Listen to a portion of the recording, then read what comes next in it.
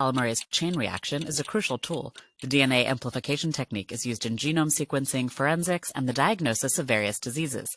To give researchers more genetic material to work with, a PCR instrument repeatedly heats and cools an original biological sample, which gives enzymes a chance to replicate the DNA millions of times so it can be more easily analyzed. Such sequence amplification would be a boon to diagnosis in a doctor's office, especially when an infectious disease is spreading rapidly. Unfortunately, genetic tests usually take a day or two to complete. But researchers at the Lawrence Livermore National Laboratory aim to speed up the process. First, they created an extremely fast thermal cycle in which a sample experiences 45 degrees Celsius temperature changes per second. Then they searched for DNA amplification enzymes that could operate at that thermal cycling speed, and they found 2 that worked without any tweaking. The technique accomplishes a billion-fold amplification in well under 3 minutes. The work is in the journal Analyst.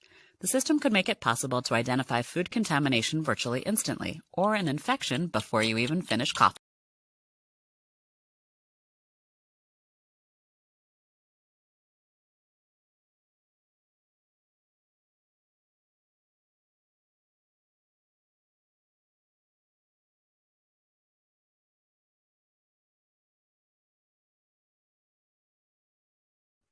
When societies were still mostly rural and agricultural, dispersal disposal was hardly an issue, partly because people tended to make use of everything and partly because there was plenty of space to bury rubbish. It was when societies became predominantly urban and industrial that problems arose, mainly to do with health. City authorities had a hard time trying to find efficient ways of getting rid of all the rubbish. One of these was to get people to sort out the rubbish into different types. Just as these days we are encouraged to separate our rubbish into different categories for easier removal and recycling. So, for example, kitchen rubbish was set aside and used for feeding animals. However, fears of disease put an end to that. In fact, it wasn't until the 20th century that all waste was simply thrown together and plowed into landfills.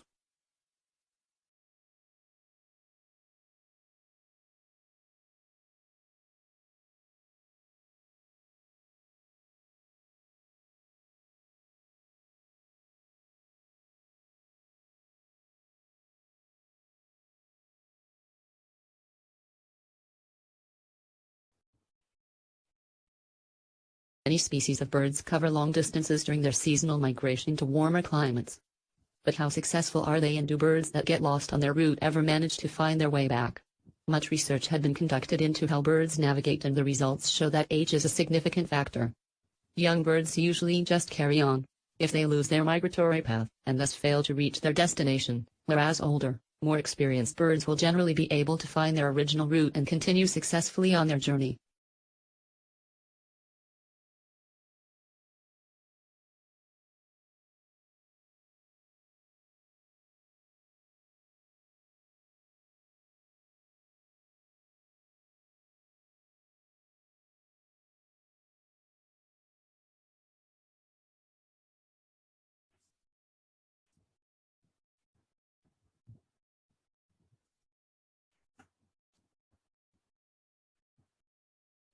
Well, there are many factors that can cause one species to divide into 2.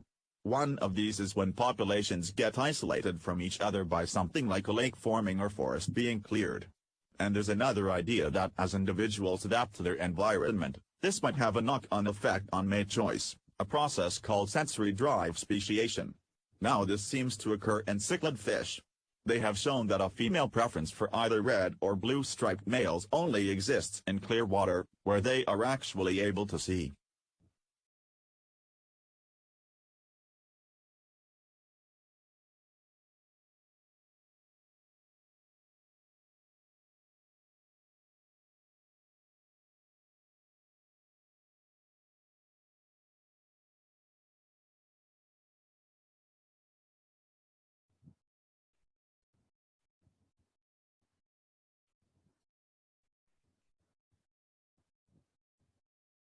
Social capital is a concept that was introduced by sociologists many years ago.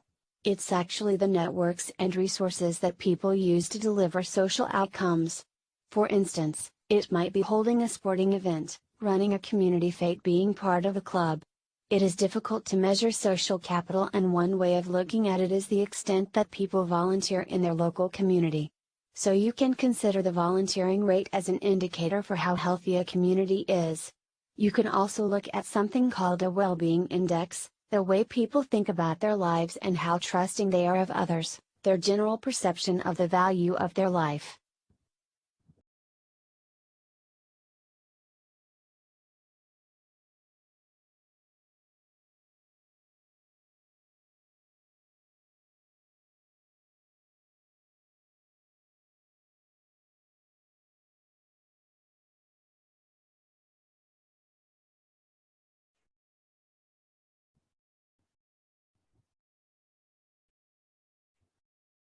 English had barely established itself as a language in England when it began moving to other countries to be used there as well.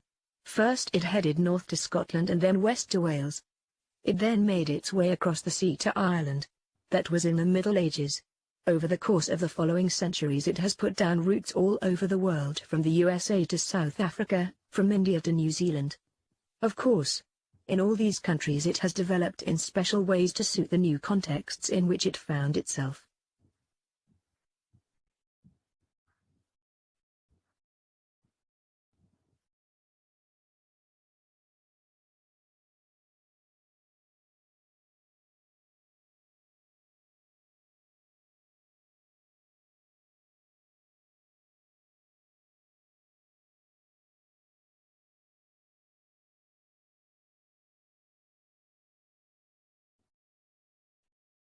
Researchers at the University of California claim to have discovered that people who eat chocolate regularly tend to be lighter than those who rarely eat it. The findings may seem surprising in that chocolate has a great many calories and, in general, the more calories people consume, the more likely they are to put on weight. The recent studies emphasize that it is more the regularity with which people eat chocolate that is significant rather than the amount they consume. Whether they eat a little or a lot seems to make no difference, whereas eating it frequently appears to reduce weight more than only having it occasionally.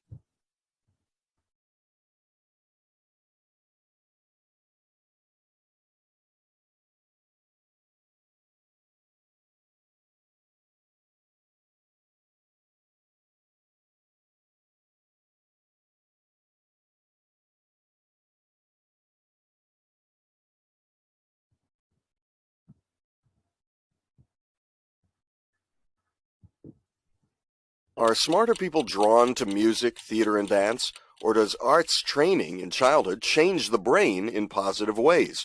In 2004, the philanthropic Dana Foundation created a consortium of neuroscientists from 7 universities to address those questions.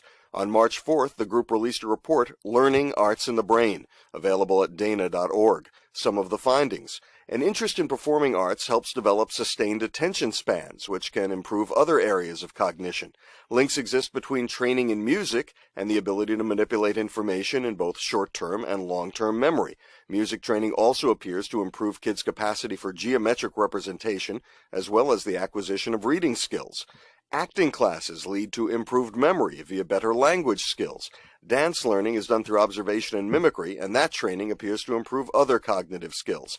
So science says that dance, theater, and music can make life full of sound and glory, signifying something.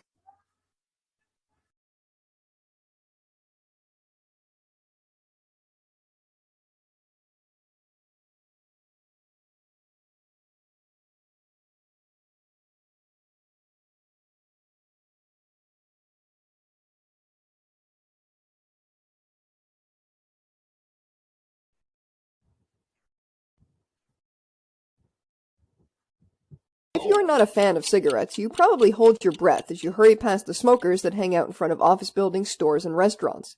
Smokers are banished outside because a growing number of cities, concerned with the possible health effects of secondhand smoke, have banned smoking in eateries, workplaces, and other such establishments. Turns out holding your breath might not be such a bad idea, because scientists at the University of Georgia have found that sidewalk smokers can generate more pollution than passing cars. Athens, Georgia is a major college town, and on the weekends, students are packed shoulder to shoulder outside bars and restaurants. And since smoking is banned inside such locations, plenty of those kids are puffing up a storm. That made the Georgia researchers wonder whether outdoor secondhand smoke could present a health hazard of its own, so they measured the carbon monoxide levels outside a handful of bars and restaurants. Because this gas is also found in car exhaust, the researchers counted the number of cars and the number of smokers, and they found that the pollution was coming from the people, not the tailpipes. So next time you stroll past a bunch of the banished, take a deep breath and feel free to run.